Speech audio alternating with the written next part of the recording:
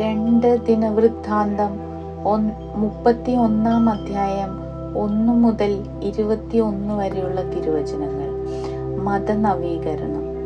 ഉത്സവാഘോഷങ്ങൾക്ക് ശേഷം അവിടെ സമ്മേളിച്ച ഇസ്രായേൽ ജനം യൂദ നഗരങ്ങളിൽ ചെന്ന് ആശേര പ്രതിഷ്ഠകളും സ്തംഭങ്ങളും ഇടിച്ചു നിരത്തുകയും യൂദ, ബെഞ്ചമിൻ, എഫ്രായിം, മനാസെ എന്നിവിടങ്ങളിലെ പൂജാഗിരികളും ബലിപീഠങ്ങളും തകർക്കുകയും ചെയ്തു.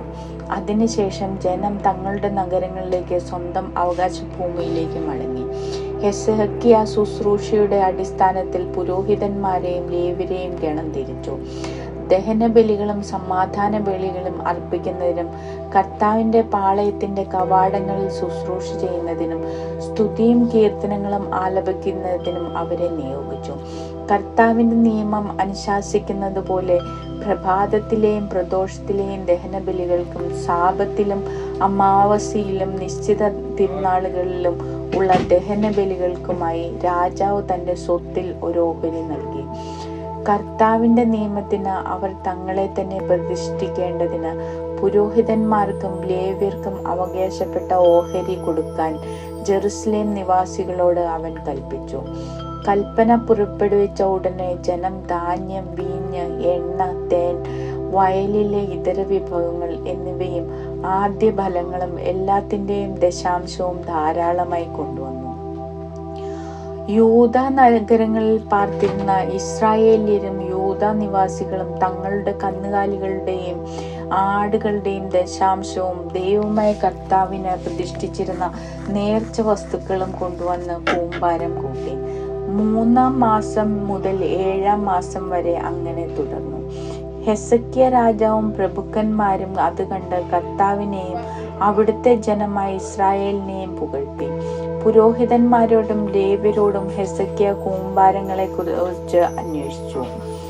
സാദോക്ക് വംശജനും പ്രധാന പുരോഹിതനുമായ അസറിയ രാജാവിനോട് പറഞ്ഞു, കർത്താവിന്റെ ആലയത്തിലേക്ക് ജനം കാഴ്ചകൾ കൊണ്ടുവരാൻ തുടങ്ങിയതു മുതൽ ഞങ്ങൾ മതിവരെ ഭക്ഷിക്കുകയും ധാരാളം മിച്ചം വരികയും ചെയ്തിരിക്കുന്നു.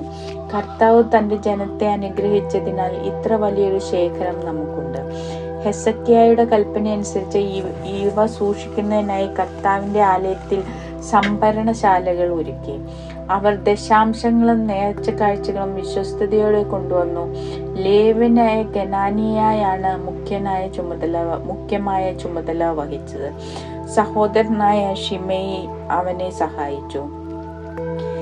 ഹെസക്കിയ രാജാവും പ്രധാന പുരോഹിതനായ അസറിയായും നിയമിച്ചതനുസരിച്ച് യെഹിയേൽ, അസസിയ, നഹദ്, അസഹേൽ, യെറിമോത്ത്, യോസബാദ്, എലിബേൽ, ഇസ്മാഖിയ, മഹദ്, ബനായ എന്നിവർ കെനാനിയയുടെയും ഷിമെയിയുടെയും കീഴിൽ മേൽനോട്ടക്കാരായി പ്രവർത്തിച്ചു.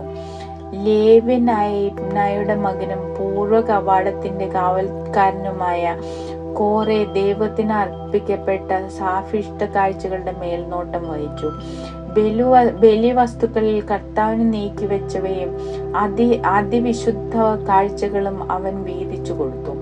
നഗരങ്ങളിൽ വസിച്ചിരുന്ന പുരോഹിത സഹോദരന്മാർക്ക് പ്രായഭേദമന്യേ ഗണമനുസരിച്ച് ഓഹരി എത്തിച്ചു കൊടുക്കാൻ ഏദൻ, മിനിയാമീൻ, യെശുവ, ഷെമായ, അമരിയ, ഷെക്കാനിയ എന്നിവർ അവനെ സഹായിച്ചു. ക്രമത്തിൽ ഗണം തിരിച്ച് പേർ ചേർത്തിട്ടുള്ളവരും ദിനം പ്രതി ഊഴം വെച്ച ദേവാലയത്തെ ശുശ്രൂഷയ്ക്ക് വരുന്നവരുമായ 3-ഉം അതിലേറെയും വയസ്സുള്ള പുരുഷന്മാർ ഈ കൂട്ടത്തിൽ പെടുന്നില്ല. പൃഥു കുടുംബത്തിലാണ് പുരോഹിതന്മാരുടെ പേരെഴുതിയത്.